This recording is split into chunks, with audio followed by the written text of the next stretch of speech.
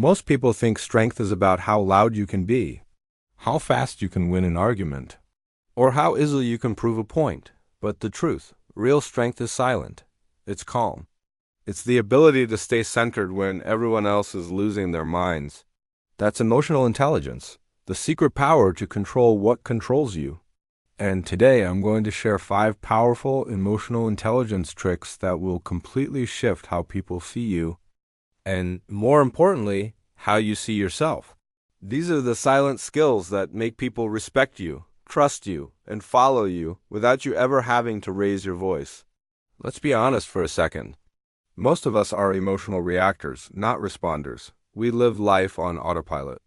Someone says something rude, and before we even think, we snap right back. A friend ignores our message, and suddenly we're replaying every single word we said, overthinking everything. Someone criticizes us at work, and we spiral, getting defensive, explaining, apologizing, and losing all our confidence. We give away control of our emotions without even realizing it. We hand over our peace, our clarity, our power. Emotional intelligence isn't about not feeling. It's about feeling everything deeply, but staying grounded anyway. Because when you master your emotions, you stop being a puppet dancing on the strings of other people's words and moods. You become the calm in the storm, and trust me, everyone around you feels it. So, how do we start building this superpower? It begins with the first trick, the pause that protects you. Here's how it works. When someone provokes you, don't react.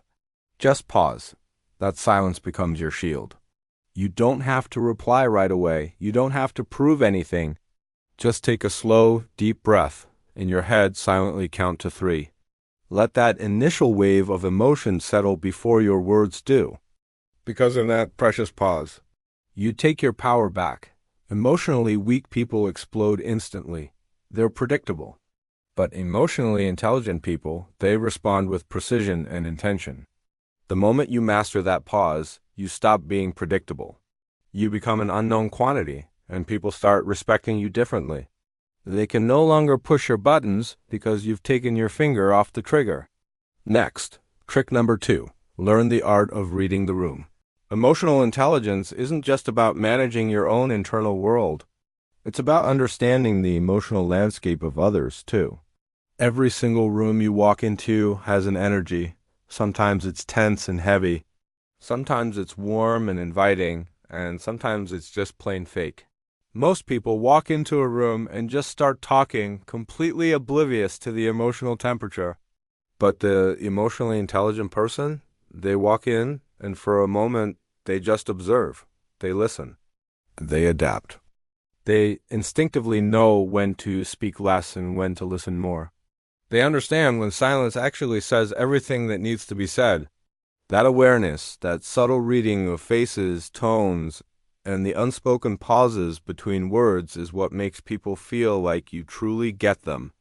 And when people feel understood on that deep level, they trust you instantly. You connect without even trying. This leads us to our third trick, which is a game changer for your inner world. Label your feelings instead of living in them. Here's a secret that therapists have known for years. You can't control what you can't name. We tend to get swallowed by our emotions. So instead of just saying, I'm angry, try getting more specific. Say to yourself, I feel frustrated because I felt I wasn't heard. Instead of saying, I'm sad, try, I feel disappointed because my expectations weren't met. See the difference? That small shift in language separates your identity from the emotion. You are not your anger. You are not your sadness. You are the person observing them. This tiny linguistic adjustment pulls you out of the emotional chaos and gives you the clarity to act wisely. It's like stepping out of a hurricane and into the calm eye of the storm. From there, you can decide your next move. Now for trick number 4. This one is tough, but it's incredibly powerful. Never match their energy. When someone comes at you with negativity, the temptation is to mirror it. Don't. When someone gets loud, you stay quiet. When someone insults you, you stay calm. When someone throws chaos and drama at you, you give them peace in return. Emotional intelligence means you don't mirror their negative energy. You control the reflection in the mirror. Let them yell, you remain composed. Let them gossip, you stay silent. Let them provoke you. You can just offer a light smile and walk away.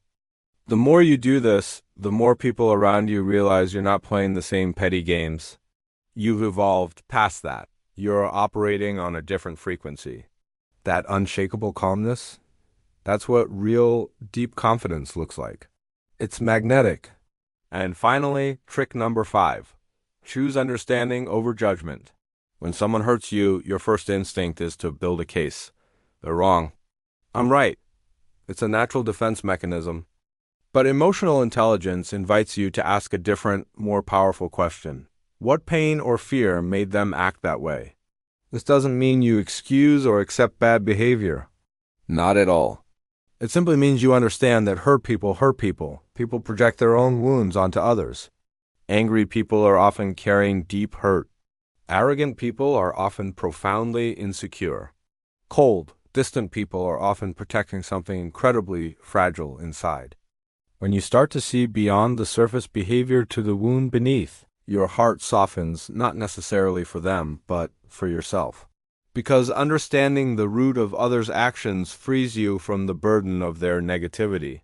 It gives you peace, even when they refuse to change. That is real emotional maturity. So, with all these tricks, how do you actually build this skill every single day? It starts small. It's not about some grand gesture. It's about the little moments. Pause before you react to that frustrating email. Observe the mood in a room before you start speaking. Take a deep breath before you enter a difficult conversation. Ask curious questions before you rush to judgment. Maybe even write this down somewhere. You'll see it every day. My response is my power. You can't control other people. You can't control traffic. You can't control the weather.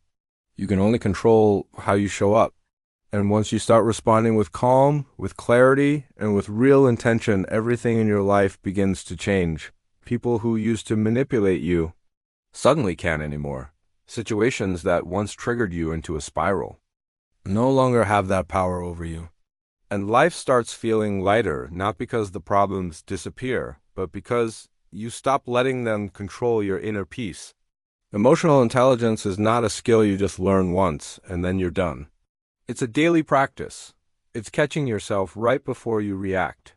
It's choosing to be kind when others are not. That's remembering that your peace of mind is far more valuable than winning an argument or proving a point. And when you live your life from that place, people notice something different about you. They might not be able to describe it, but they will feel it. They'll call it strength. They might call it grace, but you'll know the secret. It's emotional intelligence. Master your emotions and you master your life. Everything else will follow. Thanks for watching, and don't forget to subscribe for more content on mastering your mindset.